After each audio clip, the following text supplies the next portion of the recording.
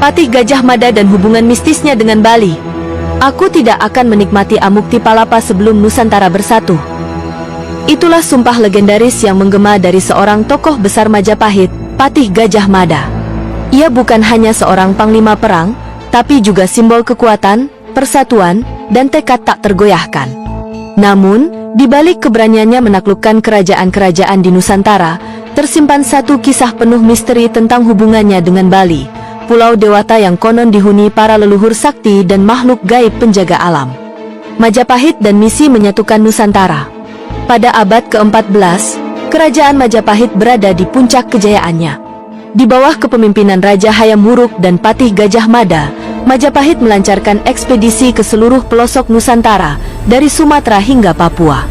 Tapi salah satu ekspedisi paling menarik terjadi ketika Gajah Mada menjejakkan kaki di Pulau Bali, tanah yang konon tak bisa dikuasai dengan kekuatan duniawi semata. Bali, pulau para dewata dan raja-raja sakti.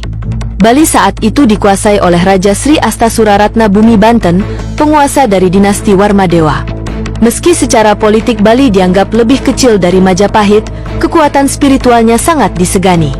Gajah Mada tidak hanya menghadapi pasukan bersenjata, tetapi juga pendeta-pendeta sakti, bisu, dan makhluk penjaga alam yang konon bisa memanipulasi cuaca, mengaburkan pandangan, dan melindungi wilayah dengan kabut gaib. Konon, ketika armada Majapahit hendak menyerang Bali, lautan di sekitar pulau tiba-tiba bergelora, angin berputar tak karuan, dan langit berubah merah. Para prajurit Majapahit ketakutan, namun Gajah Mada tetap teguh. Perjanjian gaib dengan leluhur Bali. Legenda Bali menyebut bahwa Gajah Mada akhirnya tidak menaklukkan Bali dengan perang, melainkan melalui perjanjian spiritual. Ia bertemu dengan seorang pendeta agung dari Gunung Agung yang dikenal sebagai Ida Sang Hyang Manik Galih. Dalam pertemuan yang digambarkan dalam lontar-lontar kuno, mereka berdiskusi panjang tentang takdir Nusantara. Gajah Mada tidak menginginkan pertumpahan darah. Ia hanya ingin persatuan. Maka disepakatilah satu bentuk kesetiaan spiritual. Bali mengakui kekuasaan simbolik Majapahit, namun tetap mempertahankan otonomi adat dan spiritualnya. Perjanjian ini terjadi secara gaib, tanpa saksi manusia biasa. Jejak Gajah Mada di Bali. Banyak tempat di Bali dipercaya sebagai tapak tilas Gajah Mada. Di daerah Petang, Badung, dan Taman Sari di Bangli, masyarakat masih mengisahkan bahwa Gajah Mada pernah bermeditasi di sana. Bahkan, beberapa pura di Bali memiliki arca batu yang diyakini sebagai representasi energi Gajah Mada, berdiri dengan gagah dan aura yang kuat. Menurut lontar, Usana Bali, dan Babat Bali, Gajah Mada tidak hanya membawa pasukan, tetapi juga ajaran moral, strategi pemerintahan, dan pengetahuan tentang organisasi kerajaan. Ia membantu membentuk sistem pemerintahan Bali yang lebih rapi, hingga menjadi bagian penting dari sejarah Nusantara. Misteri kematian dan perwujudan gaib. Setelah Gajah Mada menghilang dari panggung sejarah Majapahit, banyak yang percaya bahwa ia tidak benar-benar mati, tapi mencapai moksha, pelepasan jiwa, di tempat keramat di Bali.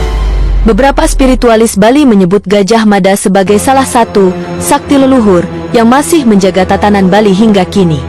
Di Pura Lempuyang, ada kepercayaan bahwa roh Gajah Mada sesekali menampakkan diri dalam wujud kabut putih di pagi hari.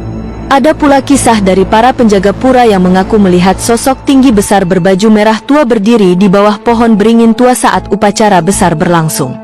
Warisan tak terlihat tapi terasa. Hari ini, meski Patih Gajah Mada tak lagi terlihat secara fisik, semangatnya masih hidup di antara rakyat Bali. Ia bukan hanya simbol kekuatan, tapi juga penghubung antara dunia nyata dan dunia spiritual, antara kerajaan dunia dan kerajaan leluhur. Banyak generasi muda Bali yang masih menghormatinya, dan di beberapa tempat, hari-hari tertentu dijadikan momen untuk memanjatkan doa kepada leluhur, termasuk Gajah Mada, sang tokoh yang mengorbankan segalanya demi Nusantara bersatu.